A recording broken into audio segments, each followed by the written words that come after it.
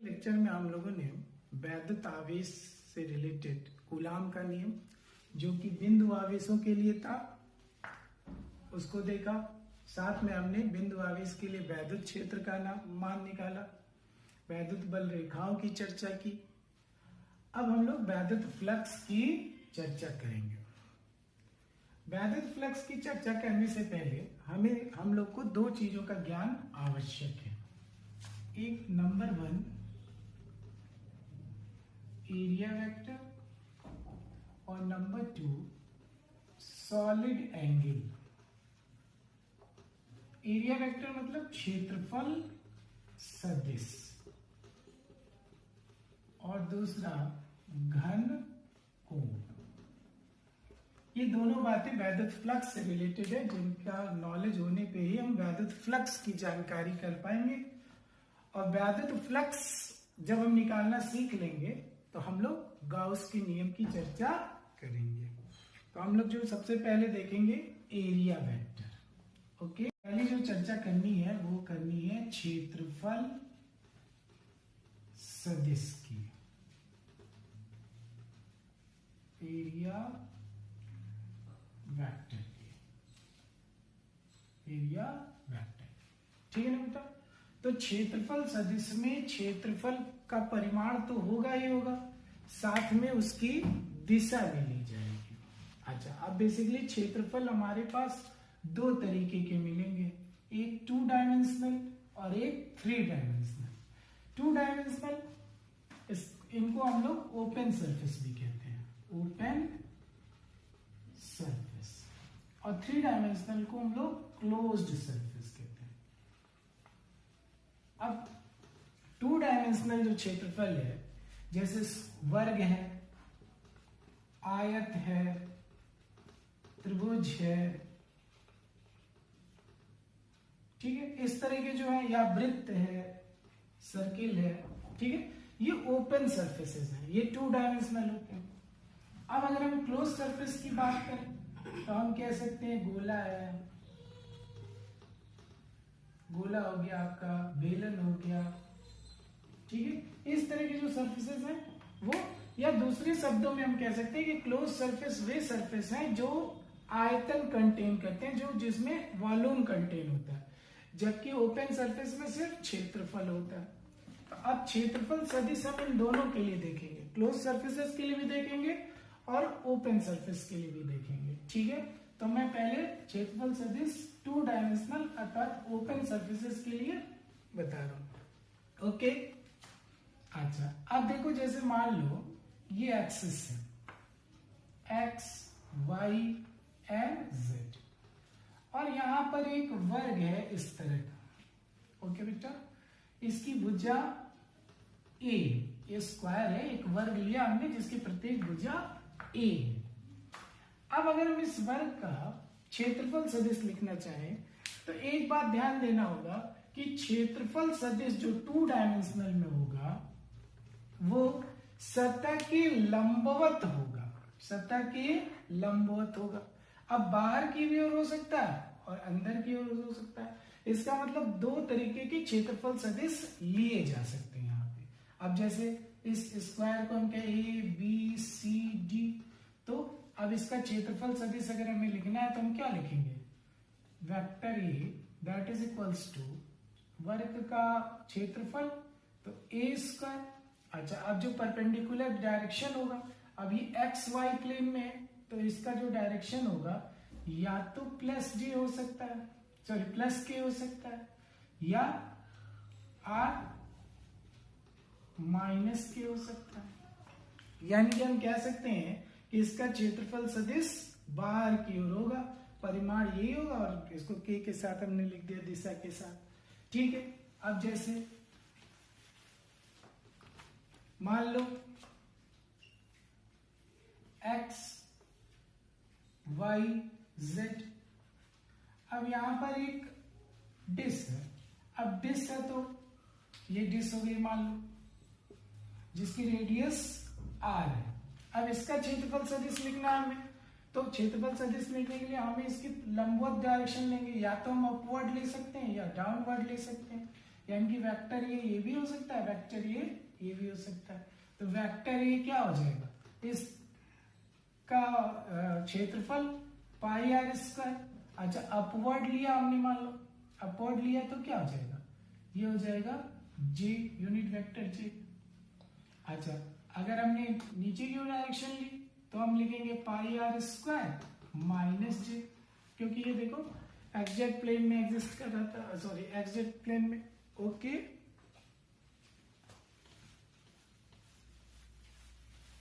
इसका मतलब to dimension में जब भी हम क्षेत्रफल सदिश लेंगे तो उसकी टू डायरेक्शंस हो सकती हैं, एक तो बाहर की ओर, एक अंदर की ओर।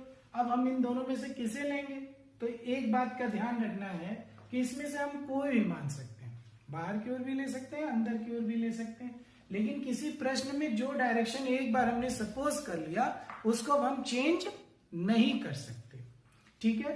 और कोशिश करनी चाहिए कि ये डायरेक्शन वैद्युत क्षेत्र की दिशा में ली जाए। ओके अब हम थ्री डायमेंशनल की बात करें, यानी कि क्लोज्ड सरफेस की। अब क्लोज सरफेस वे सरफेस है जो वॉल्यूम कंटेन करते हैं, जैसे मान लो एक क्यूब ले लें हम, अब ये एक क्यूब हो गया। अब इस क्यूब में लंबाई चौड़ाई ऊंचाई सब कुछ है, इसका मतलब इसमें आयतन है। अब इसका जब क्षेत्रफल सदिश बनाना होगा तो एक बात का ध्यान रखना है कि क्लोज सरफेस में क्षेत्रफल सदिश की दिशा अभिलंबवत बाहर की ओर होती है, परपेंडिकुलरली आउटवर्ड होगी, बाहर होगी। मतलब अगर मान लो मैं इस पृष्ठ की बात करूं तो इसका क्षेत्रफल सदिश इस दिशा में होगा, इस पृष्ठ की बात करूं तो इसका क्षेत्रफल इस दिशा में होगा, क्षेत्रफल सदिश। अगर हम इसकी बात करें तो इसका अपवर्ड होगा, ठीक है, क्षेत्रफल सदिश, यानी कि ये डायरेक्शन ऐसे आएगी, ठीक है। तो इनका क्षेत्रफल 6 फेसेस है। अब किसी क्यूब के कितने फेसेस, 6 फेसेस है, तो इसकी 6 दिशाएं अभिलंबवत बाहर की ओर इसका क्षेत्रफल सदिश एग्जिस्ट करेगा, ठीक है, क्यूब के केस पे। अब हम मान लो सर्किल है, सॉरी मान लो कोई स्फीयर है, वृत्त है, कोई गोला है, ये हो गया मान लो। अब इस गोले के लिए ये मान लो कोई स्फीयर है। अब यहां कोई सरफेस नहीं दिख रहा, अब सरफेस नहीं दिख रहा तो हम इसका कैसे क्षेत्रफल सदिश लें, तो इसके लिए हम इसमें छोटा एक एरिया कर मानेंगे। अब इस एरिया मान लो ये डीए हो गया, अब इसके परपेंडिकुलरली आउटवर्ड लेंगे, मतलब क्षेत्रफल सदिश की दिशा ये हो जाएगी। तो थ्री डायमेंशनल में हम ऐसे यहां भी सपोज कर सकते हैं कि ये छोटा क्षेत्रफल डीए है और इसकी दिशा बाहर की ओर है। तो हम क्षेत्रफल सदिश लेने में अब हमने एक चीज ध्यान दी कि टू डायमेंशनल बॉडी में क्षेत्रफल जो है, क्षेत्रफल सदिश जो है, एक तो क्षेत्रफल का परिमाण लिया जाएगा और दिशा दो हो सकती है, एक बाहर की ओर और एक अंदर की ओर, और उसमें से कोई एक कंटेन करनी है। अगर थ्री डायमेंशनल क्लोज सरफेस है जो वॉल्यूम कंटेन कर रहे हैं, जैसे मैंने कहा क्यूब है या कोई गोला है, तो उसमें जो है हम इस आउटवर्ड अभिलंबवत बाहर की लोग, उसमें अंदर की ओर हम नहीं ले। अब हम लोग सॉलिड एंगल की चर्चा करेंगे। अभी हमने क्षेत्रफल सदिश की चर्चा की टू डायमेंशनल के लिए भी और थ्री डायमेंशनल के, मतलब ओपन सरफेसेस के लिए भी और क्लोज सरफेसेस। अब सॉलिड एंगल देखो, एंगल जो होता है, कोण जो होता है, वो दो तरीके का होता है। एंगल बेसिकली हम दो तरीके के एंगल्स की बात करते हैं, एक नॉर्मल एंगल जिसको हम लोग प्लेन एंगल कहते हैं, समतल कोण, और दूसरा सॉलिड एंगल जिसकी हम लोग को यहां पे आज चर्चा करनी है, घन कोण। अच्छा, समतल कोण टू डायमेंशनल है और घन कोण थ्री डायमेंशनल है। ओके बेटा, अब प्लेन एंगल जो है हम कह सकते हैं कि किसी आर्क, मान लो ये एक लाइन है और किसी आर्क, मान लो मैंने एक आर्क ले ली ए बी, के द्वारा जो सेंटर पे एंगल सबटेंड होता है, मतलब किसी दो लाइंस के बीच का एंगल जो होता है उसको हम लोग कहते हैं, मान लो ये रेडियस है आर, ओके। तो यहाँ जो कोण बनता है दो किसी चाप, आर्क मतलब चाप के द्वारा केंद्र पर अंतरित कोण हमारा समतल कोण कहलाता है, ठीक है।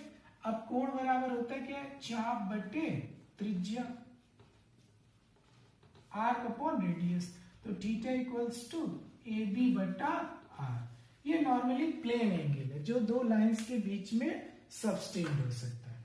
अच्छा, मैक्सिमम जो एंगल बन सकता है वो 360 डिग्री या 2 पाई। कितना मैक्सिमम बन सकता है, 360 डिग्री या 2 पाई, ओके।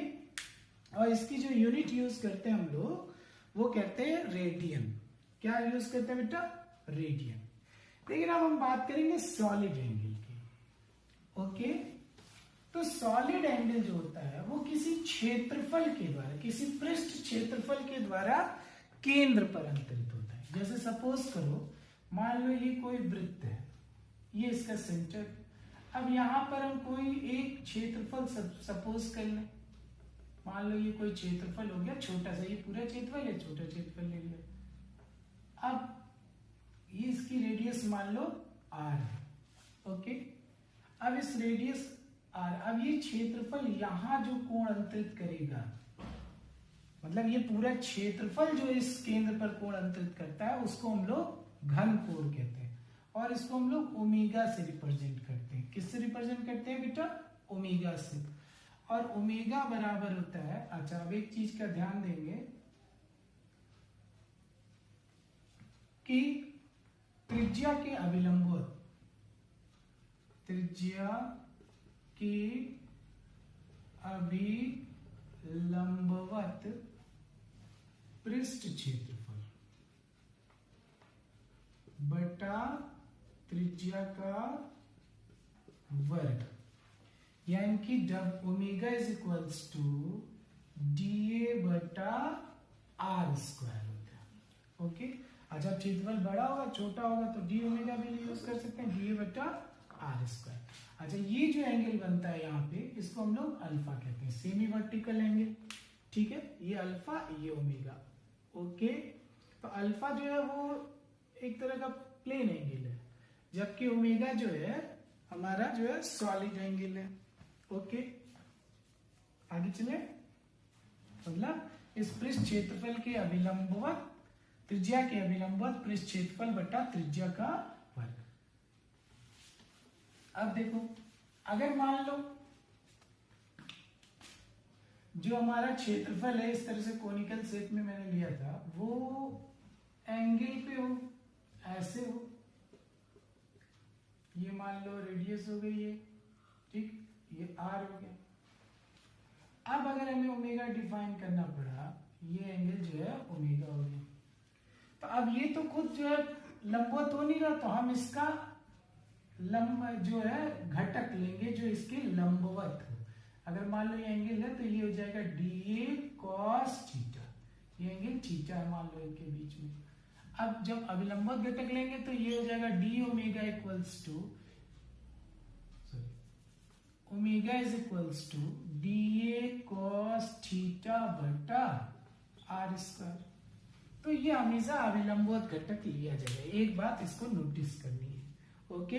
अच्छा, जो सॉलिड एंगल का मात्रक है वो होता है stay radian, stay radian, okay. अब एक बात और ध्यान देना है कि जो ये सेमी वर्टिकल एंगल है अल्फा, ओमेगा और अल्फा में एक संबंध भी है जिसको हम लोग कहते हैं omega is equals to 2 pi 1 minus cos alpha. अगर हमें अल्फा पता हो तो हम घन कोण निकाल सकते हैं। जैसे मैं एक एग्जांपल देता हूं, मान लो हम एक अर्धगोला लें, हेमिस्फीयर लें, जिसकी रेडियस आर है मान लो। अच्छा, ये इसकी रेडियस हो गई मान लो, सॉरी ये रेडियस ये भी है। अब यहां जो पृष्ठ क्षेत्रफल है यहाँ अल्फा कितना बनना, alpha is equals to pi by 2, alpha equals to pi by 2। Okay बेटा, तो अगर हम एक अर्धवृत्त से घन कोण निकालना चाहें कि एरिया कितना सबटेंड हो रहा है, तो omega equals to 2 pi 1 minus cos pi by 2, तो ओमेगा इक्वल्स टू 2 पाई। मतलब अर्धवृत्त जो है केंद्र पर कितना क्या घन कोण अंतरित करता है, दैट द 2 पाई। अच्छा, अगर हम पूरा सर्किल ले, पूरा वृत्त ले लें, अगर हम पूरा वृत्त लें तो जरा ध्यान से देखो, अब पूरे वृत्त के लिए अगर वहां पाई लिया था तो यहाँ अल्फा कितना हो जाएगा, पाई हो जाएगा, अल्फा इक्वल्स टू पाई, तो omega equals to 2 pi 1 minus cos pi, omega equals to 2 pi 1 minus cos pi का मान -1, तो omega equals to 2 pi into 2 that is equals to 4 pi. इसका मतलब पूरे वृत्त का, सॉरी पूरे गोले का जो क्षेत्रफल है, पृष्ठीय क्षेत्रफल है, उसके केंद्र पर कितने का कोण अंतरित करता है, 4 पाई का कोण अंतरित करता है। तो ये हो गए सॉलिड एंगल की चर्चा। फ्लक्स, वैद्युत फ्लक्स किसी पृष्ठ के अभिलंबवत गुजरने वाली वैद्युत बल रेखाओं की संख्या को वैद्युत फ्लक्स कहते हैं। इसे फाई से प्रदर्शित करते हैं और यह एक अदिश राशि है। अब देखो, हमें पृष्ठ के अभिलंबवत लेना, वैद्युत बल रेखाएं हमने पढ़ी थी। अब सपोज करो, मान लो कि ये कोई पृष्ठ है, ठीक है बेटा। अब इसका जो क्षेत्रफल है वो ए। अब वैद्युत बल रेखाएं हम ऐसे प्रदर्शित करते हैं इसमें, मान लो वैद्युत बल रेखाओं वैद्युत क्षेत्र की तीव्रता E, तो हमें बताना है कि इससे फ्लक्स कितने परपेंडिकुलर, कितने अभिलंबवत फ्लक्स गुजरेंगे। तो हम एक बात का ध्यान रखेंगे, मान लो जैसे ये पृष्ठ है, अब इस पृष्ठ को का जो क्षेत्रफल सदिश लिया जाएगा अभिलंबवत बाहर की ओर या इधर लिया जाएगा, क्योंकि 2 डायमेंशनल है। अब सपोज करो ये पृष्ठ है, तो ये इसका क्षेत्रफल सदिश हुआ, ठीक है, क्षेत्रफल सदिश। या हम ये भी ले सकते हैं, लेकिन मैंने कहा था कि 2D में क्षेत्रफल सदिश के 2 डायरेक्शंस हो सकते हैं, हम उनको लेंगे जो वैद्युत क्षेत्र की दिशा में। तो ये हो गया मान लो वेक्टर ए, ठीक है। तो जो हमारा वैद्युत फ्लक्स होगा फाई ई, ये होता है E डॉट ए, यानी कि वैद्युत क्षेत्र की तीव्रता का डॉट प्रोडक्ट किसके साथ, क्षेत्रफल सदिश के साथ, क्षेत्रफल के साथ नहीं, क्षेत्रफल सदिश के साथ। या phi is equals to E A cos theta, E A cos theta. Dot product हम जानते हैं, अगर डॉट प्रोडक्ट है तो ई ए कॉस थीटा। अब ई क्या है, वैद्युत क्षेत्र की तीव्रता का परिमाण, ए क्या है, क्षेत्रफल का परिमाण, और थीटा जो है वो एंगल है वैद्युत क्षेत्र की तीव्रता और क्षेत्रफल सदिश के बीच का कोण। एक बात बहुत नोटिस करनी है कि यह एंगल जो है क्षेत्रफल सदिश और वैद्युत क्षेत्र की तीव्रता के बीच लेना है। किसकी किसके बीच लेना है, वैद्युत क्षेत्र की तीव्रता और क्षेत्रफल सदिश के। Phi equals to E A cos theta. Okay, अब जैसे मान लो, मैं एक एग्जांपल देता हूं। मान लो कि ये एक पृष्ठ है,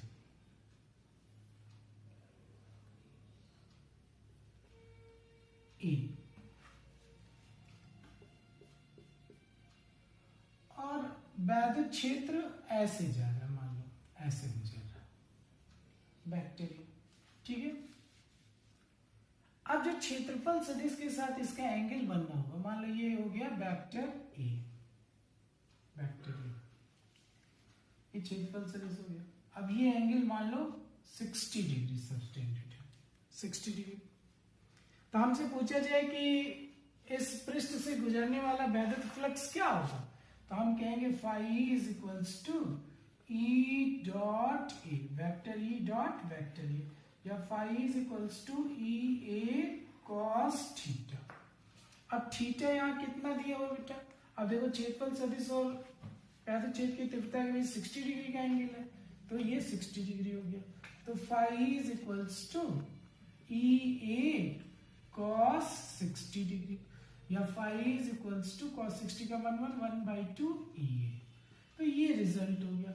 हमेशा ध्यान रखना है कि ये एंगल हमें क्षेत्रफल सदिश और वैद्युत क्षेत्र की तीव्रता का। अब एक और एग्जांपल मैं देता हूं।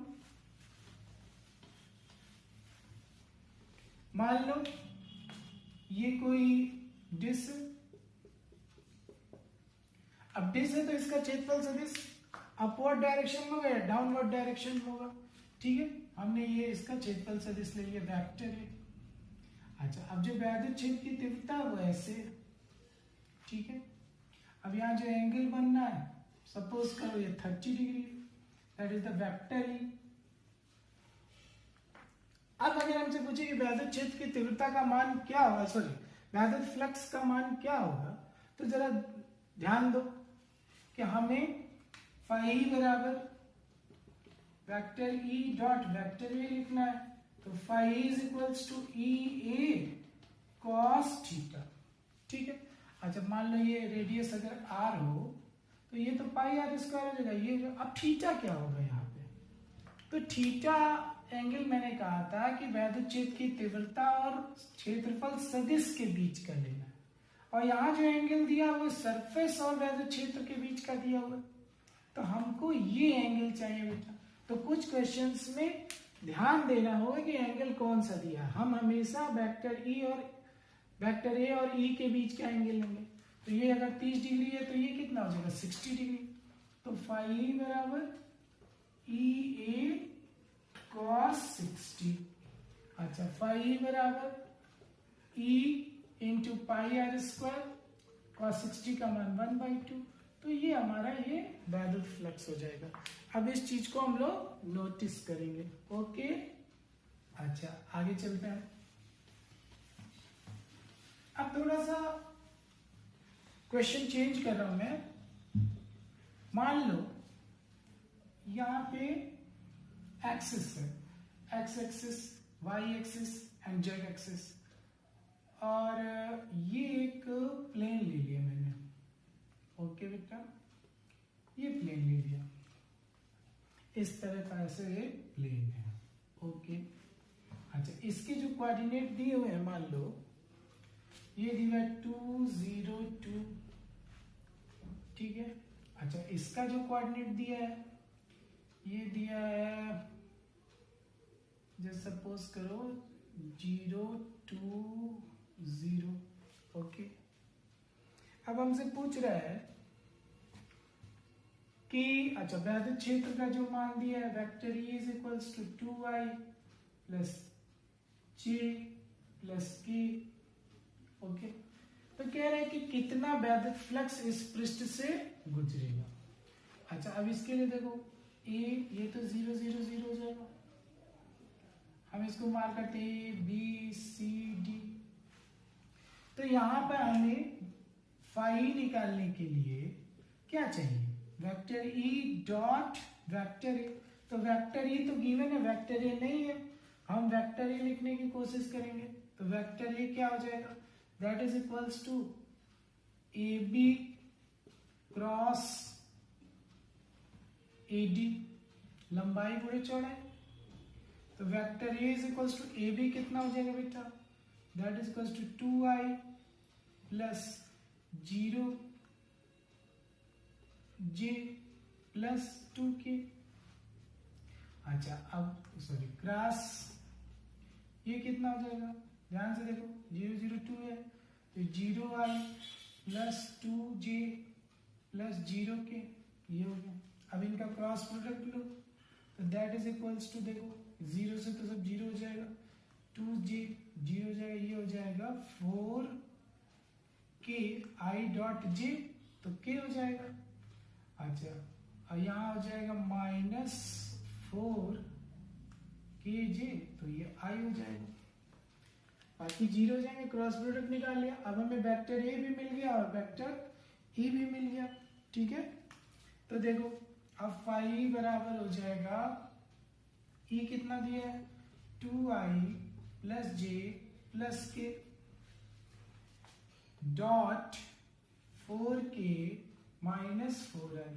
अब डॉट प्रोडक्ट निकालना फर्स्ट ईयर में सीखा था, दैट इज माइनस 8, देखो i का i से हो गया और k का plus 4 that is equals to minus 4। अच्छा माइनस में फ्लक्स आ रहा है, इसका मतलब फ्लक्स अंदर की ओर जा रहा है, और प्लस में फ्लक्स आ रहा हो तो फ्लक्स बाहर जा रहा है। ठीक है, ओके है। तो कभी कभी इस तरह के, अब देखो क्लोज सरफेस के लिए हम देखें, मान लो ये एक्स एक्सिस है, ये वाई एक्सिस है, ये जेड एक्सिस है। अब यहां मान लो मैंने एक क्यूब सपोज किया, ठीक है, एक इस तरह का क्यूब है, ठीक है, जिसकी प्रत्येक भुजा ए है, और यहाँ वैद्युत क्षेत्र इस तरह से दिया हुआ वेक्टर, ठीक है, इस तरह का वैद्युत क्षेत्र दिया हुआ। पूछ रहे कि इससे कितना वैद्युत फ्लक्स गुजरेगा। अब देखो ये 3 डायमेंशनल है, यानी कि क्लोज सरफेस है। अब क्लोज सरफेस में अब इसका जो है अभिलंबोत बाहर की ओर क्षेत्रफल सदिश होगा, क्षेत्रफल सदिश। अब अगर देखें हम इस भुजा के लिए देखें तो ये इधर होगा, इसके लिए देखें तो इधर होगा वेक्टर, यहाँ के लिए देखें तो अपवर्ड होगा, यहाँ के लिए देखें तो डाउनवर्ड होगा, ऐसे इधर होगा ऐसे उधर होगा। यानी कि इसके 6 फेसेस के लिए अगर हमको फ्लक्स निकालना होगा और सबको जोड़ना होगा, ठीक है, फ्लक्स।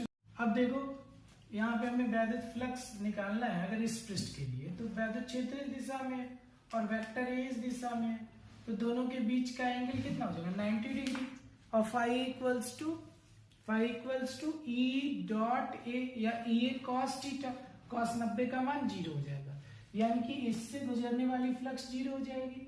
ऐसे नीचे वाले सरफेस से भी 90 डिग्री, तो इससे भी फ्लक्स 0 हो जाएगी, इधर वाली से भी 0, उधर वाली से भी 0, तो फ्लक्स केवल इससे और इस वाले पृष्ठ से बाहर आएगी।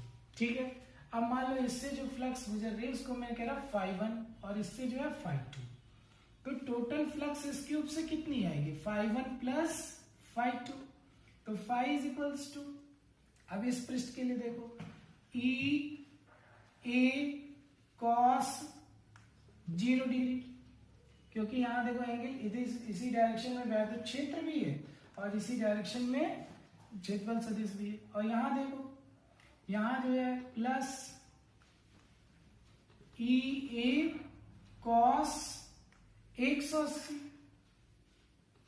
तो phi equals to E A cos 0 का मान 1, अच्छा कॉस 180 का मान माइनस, तो ये हो जाएगा फाई इक्वल्स टू 0, यानी कि इस क्लोज सरफेस से कोई भी फ्लक्स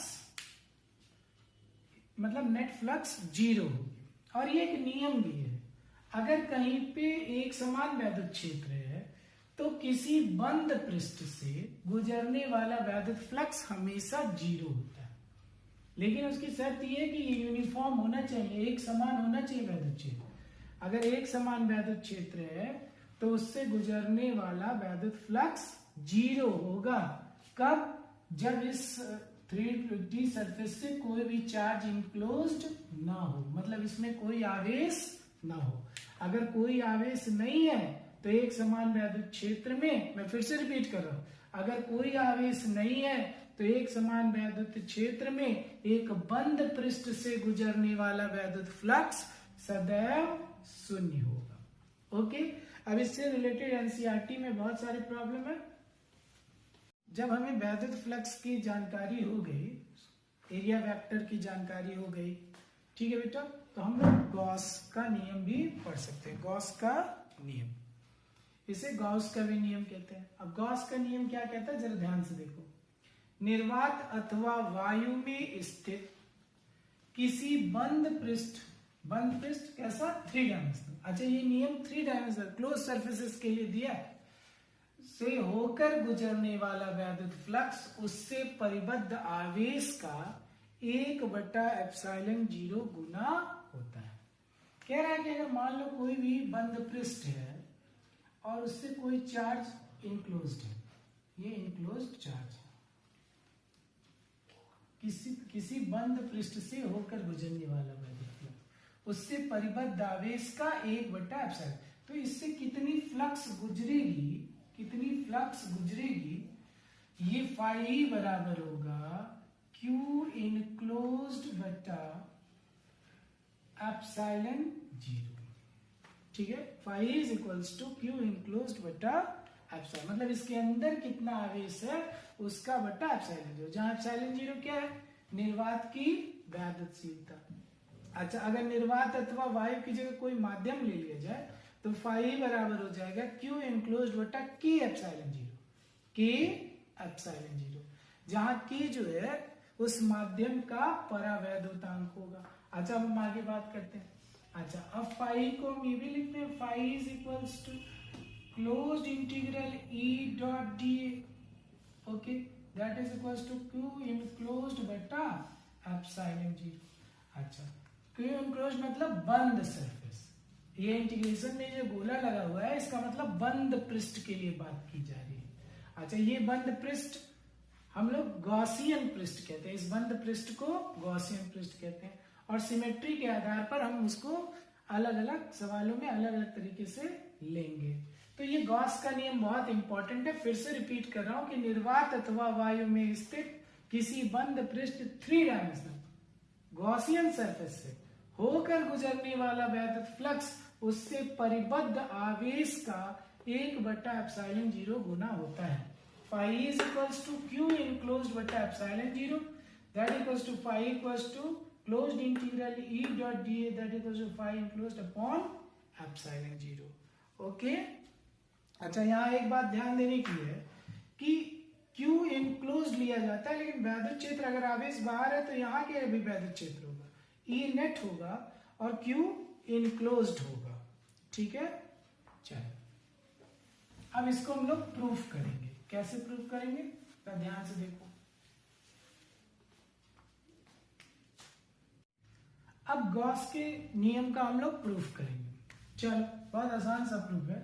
मान लो ये कोई प्लस क्यू चार्ज है, ठीक है बेटा। अब इसके कारण हमें वैद्युत फ्लक्स निकालनी है, तो सबसे पहले तो हम इसे बंद पृष्ठ लेंगे, क्योंकि गॉस का नियम एक बंद पृष्ठ पर ही लागू होता है। ठीक है, तो मैंने इसके चारों ओर एक आर त्रिज्या का वृत्त मान लिया। आर कितने रेडियस का, आर रेडियस। अब गॉस का नियम कहता है कि किसी बंद पृष्ठ से होकर गुजरने वाला वैद्युत फ्लक्स उससे परिबद्ध आवेश का 1/एप्सिलॉन 0 गुना होता है। अब ये तो एक गोल सरफेस है, गोला लिया गया है, तो हम इस गोले का एक छोटा सा पृष्ठ क्षेत्रफल लेते हैं डी। अच्छा, अब इस डी का जो क्षेत्रफल सदिश होगा वो अभिलंबवत बाहर की ओर, क्योंकि 3 डायमेंशन में क्षेत्रफल सदिश की दिशा अभिलंबवत बाहर की ओर होती है, तो that is a vector D हो गया बेटा। अच्छा, अब क्यू आवेश के कारण, इस क्यू चार्ज के कारण आर दूरी पर जो वैद्युत क्षेत्र होगा वेक्टर ई, हम लोग जानते हैं vector E is equals to 1/4 pi epsilon 0 Q बटा आर स्क्वायर होगा, और उसकी दिशा भी क्या होगी, त्रिज्यता बाहर की ओर होगी। तो अगर हम इस पृष्ठ क्षेत्रफल के लिए, छोटे पृष्ठ क्षेत्रफल के लिए वैद्युत फ्लक्स का मान कैलकुलेट करें तो क्या करें, सूक्ष्म क्षेत्रफल के लिए डी फाई। अच्छा, डी फाई मतलब कहीं अगर डी लग गया मतलब छोटे, इस छोटे से पृष्ठ क्षेत्र, तो डी फाई इक्वल्स टू बोलो ई डॉट डी ए, ये तो होगा D phi equals to E dot D. अच्छा, D phi is equals to E D A cos theta. अच्छा, यहाँ देखो वेक्टर ई में और डी ए के बीच एंगल कितना है, थीटा इक्वल्स टू 0, तो D phi is equals to E D A cos 0। अच्छा, तो D phi is equals to E D A. अच्छा, ऐसे तो पृष्ठ क्षेत्रफल कहीं भी लिए जा सकते, यहाँ ले लें तो देखो यहाँ बाहर की ओर हो जाएगा, अगर यहाँ ले लें तो यहाँ बाहर की ओर हो जाएगा, मतलब ऐसे छोटे छोटे पृष्ठ क्षेत्रफल मानते चले तो ये बाहर की ओर। ठीक है, अब सबको जोड़ने के लिए हम क्या करें, इसका सीधे इंटीग्रेशन कर दें, अतः संपूर्ण बंद पृष्ठ। अब ये जो बंद पृष्ठ है ये कौन सा पृष्ठ कहलाता है? गॉसियन पृष्ठ से गुजरने वाला वैद्युत फ्लक्स। तो क्या कर देंगे, इसको इंटीग्रेट कर देंगे बेटा। D phi is equals to closed integral E D, ये हो गया फाई फाई ई डी। अभी का मान कितना बेटा? 1/4 पाई एप्सिलॉन 0 क्यू बटा R square D A. Okay, तो फाई इज इक्वल्स टू, अब देखो ये बाहर चले जाएगा, Q upon 4 pi epsilon 0 R square closed integral D A. ठीक है, अब देखो क्लोज्ड इंटीग्रल डी ए। अच्छा, पूरे गोले का जो पृष्ठ क्षेत्रफल होगा 4 पाई आर स्क्वायर, तो phi is equals to Q बटा 4 pi epsilon 0 R square into 4 pi R square. अब देखो 4 पाई से 4 पाई, आर स्क्वायर से आर स्क्वायर, तो phi is equals to Q बटा एप्सिलॉन 0। और यही गॉस का प्रमेय है कि किसी बंद पृष्ठ से होकर गुजरने वाला जो वैद्युत फ्लक्स होगा उससे परिबद्ध आवेश का आई इनक्लोज्ड का 1 बटा एप्सिलॉन 0 गुना होगा, जिसको हम लोग लिखते हैं phi is equals to closed integral E dot D A that is equals to Q बटा एप्सिलॉन। समान तौर पे हम लोग ऐसे भी लिख सकते हैं, लेकिन इसका मतलब क्यू इनक्लोज्ड से। ओके, अब हम लोग इसके आगे की बात करें। समझ गए? तो मैं अब कुछ वैद्युत फ्लक्स और गॉस के प्रमेय से रिलेटेड कुछ प्रॉपर्टीज को डिस्कस कर रहा हूँ जो बड़ा इंपॉर्टेंट है और क्वेश्चंस लगाने में हमारी बहुत हेल्प करेगी। जैसे नंबर 1, मान लो अगर Q चार्ज है कहीं, अब ये किसी गोले से इनक्लोज्ड हो, ओके, या किसी कोन से इनक्लोज्ड हो, या किसी क्यूब से इनक्लोज्ड हो, किसी भी 3D सरफेस से इनक्लोज्ड हो Q चार्ज, तो उससे गुजरने वाला वैद्युत फ्लक्स हमेशा Q बटा एप्सिलॉन 0 ही होगा। Q बटा एप्सिलॉन 0 होगा। मतलब ये 3D का जो शेप साइज है ये मैटर नहीं करता, चाहे गोला ले लो, चाहे कोन ले लो या क्यूब ले लो, उससे गुजरने वाला वैद्युत फ्लक्स हमेशा चार्ज इनक्लोज्ड अपॉन एप्सिलॉन 0 ही होगा। Number 1 property. नंबर 2 प्रॉपर्टी देखो, अगर मान लो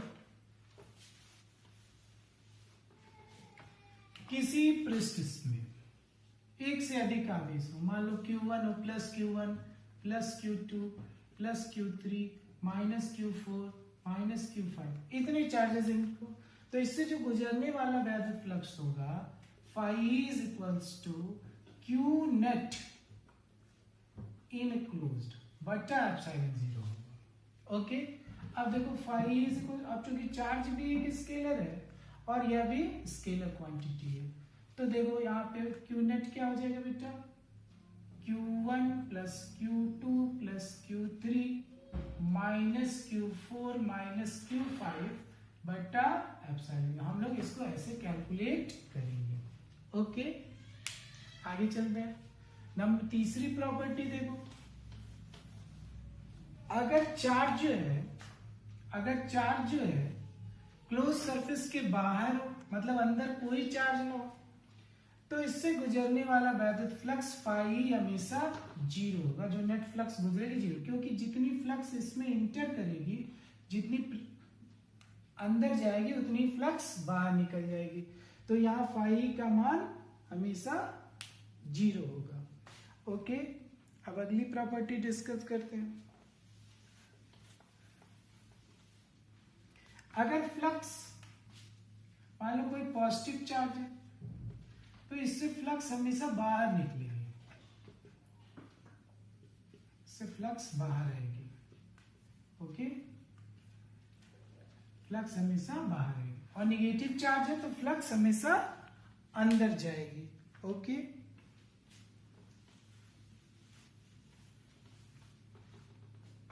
अब देखो, अच्छा एक इंपॉर्टेंट बात रह गई कि जो phi that is equals to E dot E। ठीक है, इसका मात्रक जो मैं बताना भूल गया था, ध्यान से देखो, फाई का मात्रक क्या होगा, E का मात्रक क्या होता है, न्यूटन पर कूलम, और क्षेत्रफल का मात्रक मीटर स्क्वायर, तो इसका मात्रक है न्यूटन मीटर स्क्वायर बटा कूलम। अच्छा, एक और मात्रक हम इसको डिफाइन करते हैं वोल्ट मीटर। तो दो मात्रक है फाई के, एक newton metre square upon coulomb और दूसरा वोल्ट मीटर। अच्छा, डायमेंशन देखो फाई का, तो फाई का डायमेंशन के लिए हमें किसका किसका डायमेंशन लिख लेगा। अब यह मात्रक से देखो, बल का, क्षेत्रफल का और आवेश का, तो बल का हो जाएगा ml t minus 2 L square और ए टी, तो फाई बराबर हो जाएगा m, अब देखो एल क्यूब और t माइनस 3 और a माइनस 1। कभी कभी बोर्ड एग्जाम में एक नंबर बहुविकल्पी क्वेश्चन में ये पूछा जाता है। ठीक है, तो इतनी इंपॉर्टेंट बातों की चर्चा हमने की। अब एक बात लास्ट जो बताना बहुत जरूरी है और अगले लेक्चर में उसको हम डिटेल में लेंगे, बहुत इम्पोर्टेंट है, जो अगले लेक्चर में बहुत डिटेल में आएगी, कि हमारे पास कूलाम का नियम है, तो हमें गॉस के नियम की जरूरत क्या है। तो बेटा एक बात ध्यान दो कि कूलाम ने जो नियम दिया था वो किसके लिए दिया था, पॉइंट चार्ज के लिए दिया था, बिंदु आवेश के लिए दिया था। कूलाम ने जो नियम दिया था वो पॉइंट चार्जेस के लिए दिया था।